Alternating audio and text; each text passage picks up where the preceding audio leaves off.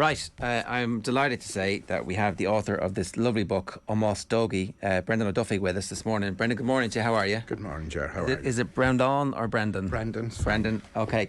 I was thinking, reading through the book, that I'd love to be able to do this interview in Irish, but unfortunately my Irish is not good enough. Not to worry. But the book is bilingual. It is. Yeah, because you guys are bilingual. Did you speak Irish at home? We did. The children always spoke Irish to me, Irish to the mum. Not fanatical, but that was the natural course of events in the home. And they could change mid-sentence from Irish to English if they were changing from one parent to another. Yeah. And that's why it seems so natural when you're flicking through the book that large portions of it are Óg Ogie. And have a big association with the Gaeltacht and Donegal in an area called Ranafast in the northwest of the county. So there would be quite a few readers down there as well, and Irish would be the medium that I would use speaking to them all the time. I have a theory that, I don't know if it's right or wrong, but my kids are in school now and they're coming back learning Irish, and I'm realising how much of a gap there is in my life that I'm not fluent. And I did, I don't know if I got the name right. Mac and Megan is talking about there's 100 words for this and there's 100 words for this, and I really feel that coming across in the book, that there's like a depth to the feeling that you're able to explain and understand and experience, and it feels to me that it's somehow intensified Óg Ogie. And well, even in the context of Ogie and his death, the texts to me were very important that I received. And most of the text that I received in Irish appeared that the wording, that the language was much more intimate or deeper. And they're kind of contemporaneous, and they still have a lot of meaning to me. I remember where I was. I remember how I felt when I opened those texts. And as I said, most of them that have remained with me would have been texted through the Irish language. I totally understand that, because there's kind of a loneliness about the English that we use around these circumstances, but there's just so many different ways to speak Óg Ogie. There seems to be a depth there, certainly, that they catch the emotions much more so through the medium of Irish, and a lot of people would have texted me in Irish and in English over that time during the night, from the night he died until after the funeral, and as I said, the Irish ones really caught me. That was one of the other things that we were chatting about beforehand when we were talking about this. Like, there's no template for dealing with grief, but it does seem that the contact that you got from people was one of the things that really gave you comfort. And if there's anything that anybody takes from this, is like, if you know anybody who's going through anything, or if anybody's experiencing grief, reach out. Certainly reach out. We didn't know what was going to happen. I remember taking Ogie's body home from the morgue in Navan, and on the outskirts of Castleblaney, everybody appeared to be out on the streets. The shops were closed. Half the road was closed. The Fogs, that's the local team in Castleblaney, all their teams from juvenile to senior level were out. That really took us by surprise. And it struck me at that moment that this really isn't an ordinary funeral, and that we are only playing a part in it as other people are playing their parts as well. And kind of even on that journey home, in my own area, I'm a native of Cromartin Club, an intermediate club. Again, they were out on the road there, as they were in Clontibret, and again the Monaghan Harps throughout the town. And that really caught me off guard. Nobody knew officially what time we were taking Ogie's remains home from the hospital, but nevertheless they were out there. And I think as time has gone on, I appreciate the relevance and the significance of that support more and more. That it certainly got us through those early days. Yeah. And that they were there for. It was overwhelming, and it seemed to capture the national consciousness, his death. I don't know, a young fella after playing a match, captain a team, winning a team on the way home. I suppose all those circumstances together added to it. Yeah, of course. And I think, like, obviously it gets you through that immediate short-term period when again, I don't think anybody's ever going to understand exactly what you go through, but in the months afterwards you can lean back on that experience too, when the people are gone, and when the busyness of the funeral, like we're great in Ireland around funerals, but it's the weeks after and the months after, when there's moments of silence that normally you would have been filling with conversations, where you can lean back on that.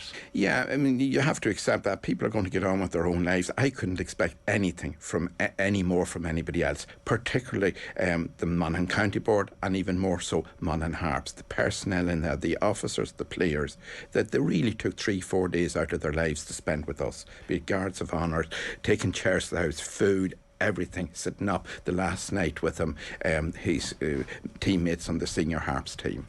Like when you speak with those people, Brendan, the people that line the streets, and I recall your words even at the graveside as well in Latlerkin on the day of that scorching hot day of the funeral, and I was there in the wake house as well the night before, when a lot of stories were being swapped and a few laughs as well as tears amongst a lot of the teammates.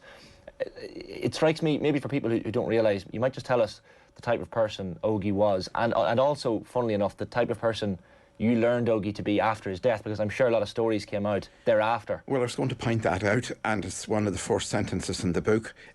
We didn't really know Ogie until after his death. And I suppose that's true of anybody. We know one side of a person, but it takes somebody in another sphere, be it in the workplace or socialising, that will add something to that as well. And we heard so many stories, and they were all positive, and they were all very uplifting. I suppose a few adjectives to describe him. Well, this is as a father, a loving father saying this, but he was very determined, he was tenacious, he was loyal, hard-working, humble, in that he had many friends who had no interest in football, and even he might come from a big match and meet some other guys and football wouldn't be mentioned, and he had no problem with that. He was carefree, happy-go-lucky, always in good form, incredibly positive, good mental health throughout his life. Mischievous, I'm not making him out to be anything but. He was a devil at times, and mischievous. And maybe that in itself gave him a bit of credibility when he did speak. And what struck me as well is how he appeared to have such a cross-section of friends. And during the time of the funeral, we had people from Lithuania, from Latvia, from Poland. Many people from the travelling community came into the house. It was the natural thing for them to do. And again, they were out on the streets in the Guard of Honour on the day of his funeral. So he seemed to have this knack or skill, if you like, of getting on well with everybody, irrespective of their background. It was a sense of, it was nearly a sense of leadership as well. The fact that he was 19, and yet lads in the club team who were in their early to mid 30s, when he spoke, it carried weight, and you know, he had those leadership qualities, which is quite remarkable for someone of his age. Yeah, and you know, at 19, and he kind of appeared to move seamlessly into the senior team, that people did listen. And again, we didn't know that until after the funeral. His birthday was in early November. It coincided with the Harps' last championship match, and for that occasion, the rest of the team sent messages to him posthumously, a kind of complimenting him, and that came out about the leadership qualities that he had for them, and how he always had their back, and that he would support them, and that they could depend on him. And that is all very consoling for us. I certainly wasn't that boy at 19, 20 years of age. I didn't realise that Ogie was. We knew snippets of stuff here and there. Like, he helped people with their mental health. He helped people whose cars broke down. He gave people lifts home at nights at the weekend because he wouldn't be drinking because of matches or with the county, etc. And you certainly would hear him in and out in the landing throughout the night, Friday, Saturday and Sunday, bringing to. He didn't share that with us. But those stories gradually came together during the 3 or the 4 days of the week. When did you make the decision that you were going to chronicle all this and write it down and have the record kept and published that you have published? Well, I've written a number of books, in textbooks in the Irish language for Irish medium Gael College, so it's nothing new to me writing, if you like.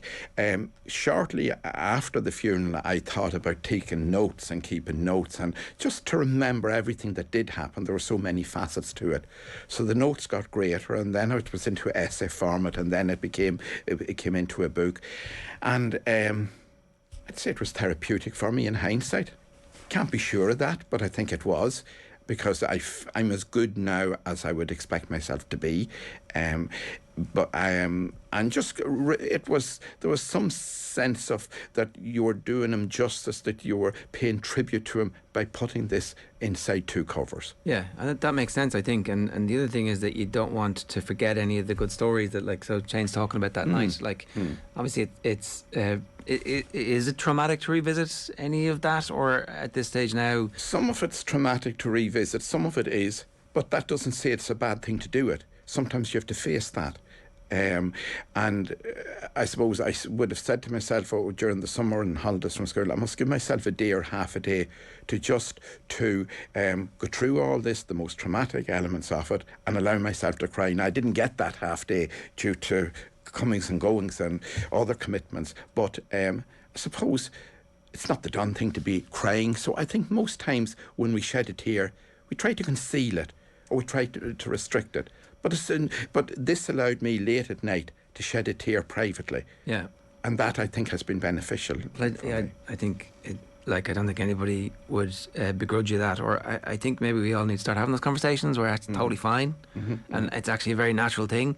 Like, why did we evolve as human beings with the facility to cry? Probably because our body needs the physical release of it, if not just the mental release. I have a large circle of friends who have been very good to me for the last year and a half, probably sick listening to me talking about Ógie, but they afforded me that opportunity, and that certainly has been advantageous. Yeah, and with the book, obviously, we're asking you questions, and again, what's it right for us to ask you? What's it right for us to talk about?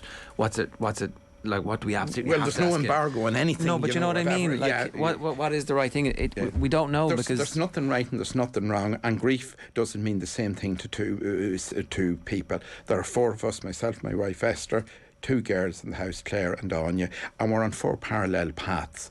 And those paths don't really cross over. And we don't talk, we talk in general about Ógie and we reminisce about it, but we don't go into much depth. Maybe we're afraid to, because every other person is hurting as much as you. And they're on the same journey, maybe further ahead of you, maybe approaching it in a different way. So we respect that. One of the things, Brendan, that struck me, and that parallel pathways thing really struck me in the book as well, you're talking about grief, was even on the night itself, trying to deal with it. And you name-checked Paddy McGinn, the local priest in Monaghan. And if you don't mind me saying the line that you've written in the book, the line that Paddy said was, "Ógie's gone tonight, he has left us tonight." And you emphasise in the book how it made some of the gut-wrenching moments later on in the following days maybe a little bit easier. He certainly, he actually shook me on the shoulder and repeated that and emphasised that a few times. Now, how did that make things easier for me over the following few days? I think the coffin or his remains leaving the house, or even the actual burying and lowering into the grave, that I know he was already gone, and I had accepted that from what Father McGinn had said to me.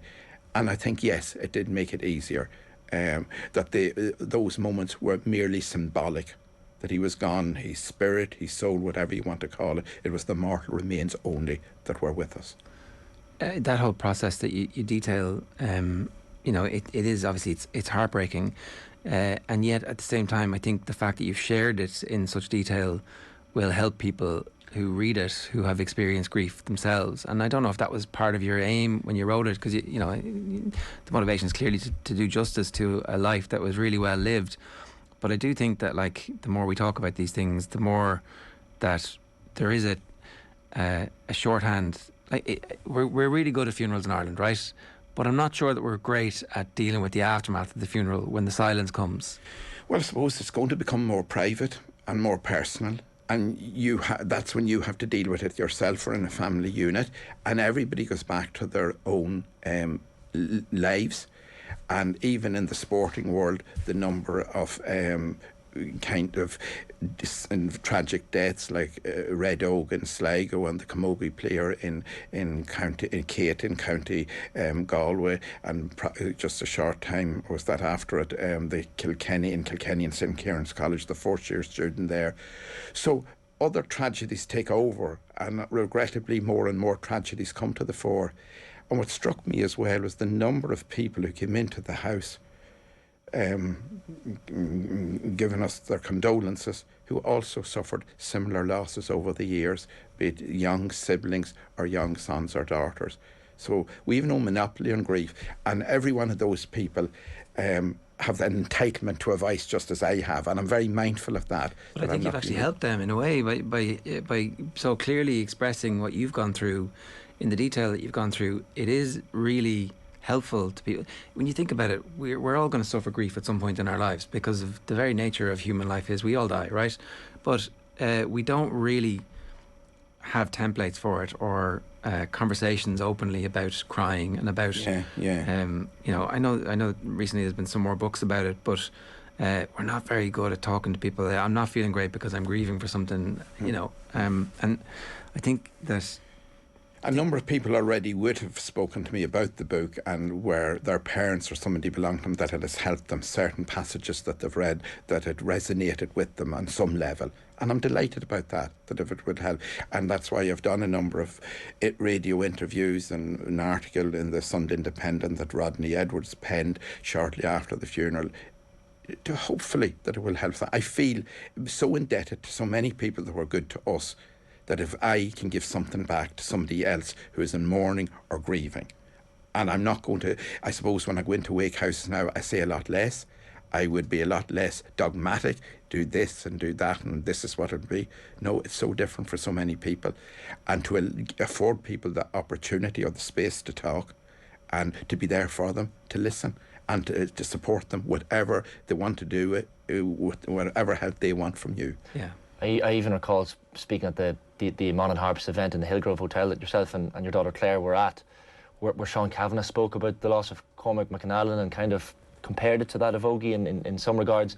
And I know Donal McNally, Cormac's brother, I think was in the wake house at one stage. Donal, yes. Like, it must be, I don't know if comforting is the word, but it must be in some way nice to speak to people who have gone through it before. It is, and I suppose it gives you a bit of confidence here. This guy is a number of years after the tragic death of his brother, and he's got through it or getting through it. And that is my objective, to be on the same road as him and to continue, and that, you know, hopefully things will work out reasonably well for us.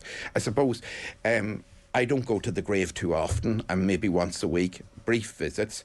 I don't want the conversation of death and dying and the deceased to become a priority in my life.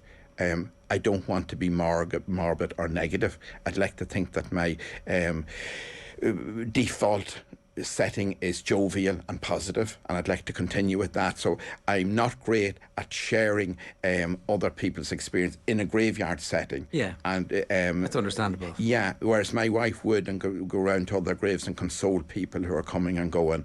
Now, it's interesting that really on his right and on his left there are two other Harps people as well. The one on his right would be Charlie Shalvey, who would be the father of the secretary of the club, and he's fairly recently deceased. And Nicola, the daughter, was such an immense strength to us throughout this, and she posted something online the morning of Ogie's funeral quite early on, and it was very touching and very poignant, you know. And all of what was written and said about him, including by Shane on the Friday evening here on Off the Ball, it was so touching, and it's included in the book. That it gets to you inside. Now, a lot of these articles, if you like, the epicentre of them was Ogie, but they broadened out to maybe some facet of GAA or Monaghan GAA, or clubs losing players, or players struggling to keep players, or some aspect of football. But I suppose the starting point was with Ogie, and they finished off, they wrapped off a lot of these articles about Ogie as well. And that's a legacy, and like it's terrible to talk about somebody so young having a legacy without actually having the opportunity to live it. But like, and the book is a legacy in some ways as well. It is, and it will always be there as part of my tribute to him. I suppose I devoted most of the year after his death in trying to perpetuate his memory, and I've often noticed that it's a fear among people that their loved ones will be forgotten. But I don't think that will happen with Ogie. And even on his tribute night in Monaghan Town, the county council, or the municipal council, renamed a road Óg Ogie Ó Dufaigh. We felt Slee was a milder or softer word than Boher. I think in the Irish language there's 8 words for roads, depending on Cowsa and Cassan and Ballochmore and Boher and Slee. We felt Slee was the better one, or the best one that was available, in consultation with the council. There was a plaque unveiled outside the Harps complex as well, and then the book was launched by Con O'Callaghan inside. So it was a big night. It was a very uplifting night, very positive night. Yeah. And there were people there in the audience who had suffered loss themselves. I mentioned Red Oak, I mentioned the girl from Galway. There was Eve Bourne, a girl under 12 years of age who played football with her club in Mahracloon, who was killed in a farming accident or farming related accident. And I mentioned her, I referenced her on that night, but there was an auntie in the audience and came up and appreciated that. People like to be remembered. Yeah, no, it's true. Shlee means way, right? Yeah. And Ogie's way essentially is kind of what you've, one of the things that seems like you've understood more from the stories that people have told you, the lives these touch. You know, not to bring it back, it's a wonderful life, right? That whole sense of you don't really know about the lives that you touch until you get the opportunity, and then you know. Yeah, and hopefully that we are touching out and we're reaching out to some people through the book and anything else that we've done, be it the article in the Sunday Independent or the Radio 1 interview, or indeed this interview, or the Radio na Gaeltacht interview. Just to mention that it was to start off as a short interview, but it evolved into a full 1 hour documentary presented by Michelle Nicreana and produced by Donal McRory. And it's actually nominated for a Nimro Award now next month. But I would know both Michelle and Donal quite well, and her links in the interview with me I found very final. That this is somebody else saying that for the first year after his death, I could speak about Ogie, that he was dead, that he was gone. I'm not stupid, but I'm not sure if I realised that, if I acknowledged that inside, if I recognised. I'm not sure what verb to use. But funny enough, after the tribute night, and a year had passed, it became more final and more real for me, in that I couldn't refer back to this day last year. What was Ogie doing, or was he away working, or was he in the car, or was he playing a match? He wasn't with us this time last year. So that even crossover was significant, that there is now certainly a realisation that he's gone.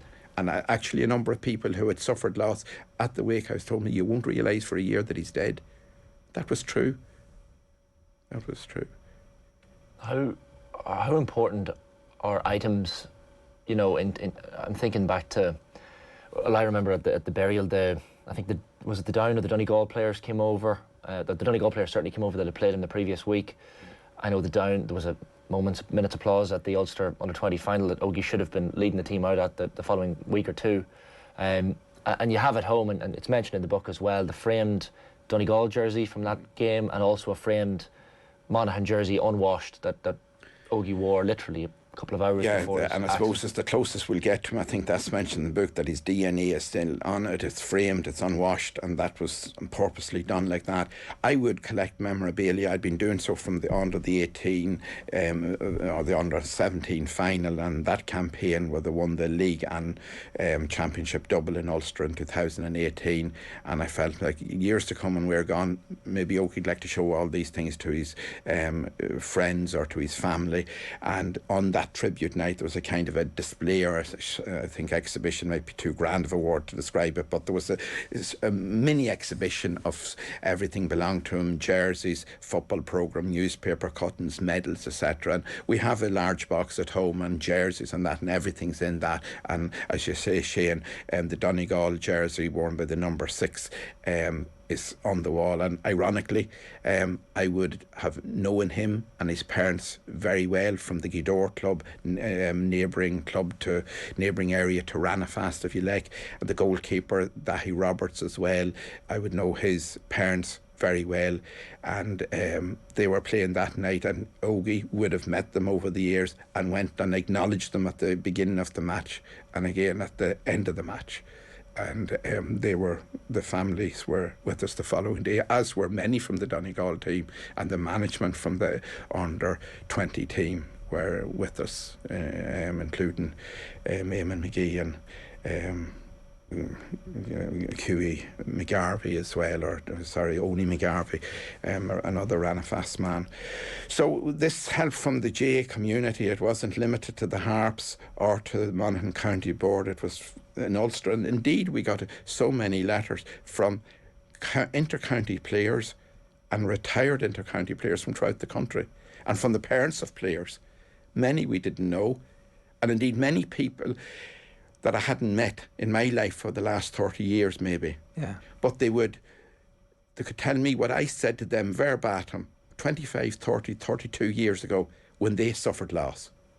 Or maybe somebody that's you helped me with a CV, or you did a mock interview with me, or you give me reference books for a course I was doing, or you phoned up somebody on my behalf or whatever. The number of people, I would feel that anything I gave for the rest of my life all came back from me twofold, threefold since Ogie's death. Yeah. I think was it Nia Fitzpatrick, who's the grief counsellor. I think she's written a couple of books on the subject. Now her sister Dara Fitzpatrick was, of course, one of the Rescue 116 helicopter pilots. And I think it was her that spoke about, as difficult as it is to remember, the last conversation she had with Dara and how trivial maybe it seemed at the time. But everyone who has lost someone, and yourself included, has had to deal with that. And even though probably looking back, Brendan, it's a trivial conversation, it's a tangible thing for you to hold on to now, that conversation with Ógie. Yeah, well, it might have been a fragmented conversation. It was really before he went to the match. My wife Esther was in Medjugorje on pilgrimage. They were playing in Enniskillen that evening against Donegal. I think he had to be out in Cloughan, which is the centre of excellence, where the bus was leaving at 3:30. His younger sister Anya was making the dinner. The dinner had to be ready at 2:50. And a kind of our day was revolving around this, that he would be gone at the right time that he wanted. Seemed a little bit nervous, kept asking the time, what time is it now? 3:05? What time is it? 3:10? What time is it? 3:15? And around this time, and maybe an hour beforehand, he would have been visited by a number of Harps players, just wishing him well, you know, and good luck for the match, and coming into the street, spending a few minutes and talking to him. Now Esther was speaking to him after the match, and we went for a takeaway on the way home, 10:30, 11 o'clock, and as we were leaving the takeaway, my younger daughter Anya got a voice message for him to get him a takeaway. So she returned into the takeaway, got him that, and that takeaway remained on the table throughout the night. It's so heartbreaking, and you know, I know we can see how difficult it is to revisit it, but it's just certain moments like that, you know, leaving the house to go to the match on that last day, there are certain things that would get to you, and even during the time of the funeral there were certain things impacted on me more than others, if you like. As I mentioned, Castleblaney and how the streets were thronged there, the Harps staying up in the wake house on the last night, and two of his friends who have nothing to do with football, wouldn't know the shape of a football, spent the night in his room, and the guards of honour from the house to the cathedral, the senior team filing into the house at about 9 o'clock on the previous night, including Seamus McNally, the team man, or Seamus was with them, and Andy Callan, who was the under-20 manager. Seamus Banty McNally was with them then, the under-18 level. I suppose watching the video on the first occasion was difficult as well, the video of the funeral. The round of applause that we got going into Old Cross Square, you know, a spontaneous round of applause from the people in the Guard of Honour as we were approaching the cathedral. Looking at the Derry minor team that were there as well, and the Down team, who they were to play the following week on elevated ground in the graveyard. I mentioned the text messages earlier, quite poignant, very touching, very deep, very intimate. So those are kind of standout moments, if you like, and I suppose this synopsise the generosity, the kindness that we received from so many people. It was overwhelming, really, you know. It's a sign of the lives that you guys have obviously touched, separate to him, and then the lives that he touched as well. And like, you know, we're a sports programme here, and he was obviously a young sports star, but the involvement with the community, it's obviously not just the GAA, it's the Irish language, and it's everything else that you've been involved in as well, that all those communities rallied around. There's no doubt about that. And initially he might have started playing soccer at 6 or 7 years of age, but soon realised that it was Gaelic football that was embedded in the community, and soon realised that it was the game of Gaelic football that had the high national profile, and that this is what he should be at. And he was also interested in boxing and gymnastics and rugby, but there weren't simply enough days in the week to bring him to everything. He did play basketball at school level and club level. The Blackwater Steelers, he would have spent a number of years swimming with Slave Bay and represented them as well. He was just agile, he was an athlete, and irrespective of what sport it was, and I suppose they were all complementing each other and to his benefit. Just from my perspective, Brendan, obviously before we finish, and I've said it before in that chair, it was that the funeral was obviously something that I'd never seen the likes of before in Monaghan, and I'm unlikely to see it ever again. I think the strength you showed in speaking at the graveside for the 10 minutes or whatever it was I'd never seen anything like it, and the family and the way it was handled by the GA and by yourselves. And look, just appreciate you coming in, and I think I had no intention to speak at the funeral at all or in the graveyard, but my wife nudged me to say a word of thanks to Andy Callan, the under-20 manager, who had spoken before that. And then when I did take the microphone, I felt it incumbent on me to thank a few people and maybe to emphasise the work of the GAA, Monaghan Harps and all the Monaghan Harps around the country, that for what they do for young people, and irrespective of whatever grants they get from national government, it's not half enough for the work they do, be it mental health. And I just posed the question, what would the majority of young lads and indeed girls be doing if they weren't playing Gaelic football? That they are actually filling a massive void there on behalf of the government to ensure positive mental health among our young people. We talked about the Irish words having multiple meanings. What does almost mean to you? Almost would be tribute, right? Yeah, I suppose, and it's broader than tribute as well. It's difficult actually to specifically translate a word from one language to another. But the easiest thing to say is that it's tribute, but it's deeper, it's broader than that. Yeah, it's respected, and it takes respect into it as well. When I was googling it, mass was what came across as well, and it's like so. I think you've managed to pull it off, and obviously it's been a heartbreaking work to do, but it feels like it's given you, and I hope your family and anybody who reads it, some room. There's no doubt about it. It has been beneficial, and we have that as a memory, and it's there. It's available in the shops, and it's selling well. And it's a kind of a present, really, a gift to people. It's a tenner. It would have cost much more to, when you're doing them in relatively small numbers, to be printed. You're not going to make money in a book. That wasn't the intention. It's really a gift to the community and the GA people. So while it's a book of loss and grief, it's also a book of the vibrancy of youth and about football, and particularly football in Monaghan and in the Harps. And if anybody does want to get their hands on it, where can they get it? It's in Easton's in Monaghan Town, in Super Value in Castleblaney, and Bordy's in Carrickmacross. I'd be similar enough to Ger in that my Irish has probably let it go since the leaving cert. I think I said on the day when I was speaking about him in here, Ní Bheidh Léithe de Rishon, we'll never see his likes again. But I think you've done a seriously important thing here in writing the book, and you probably don't even realise it yet, Brendan, but a lot of people are going to pick up copies of this book and take something from it, because we all go through loss at some point. So fair play for doing it. Thank you very much. Thank you. Thanks a million for coming in today.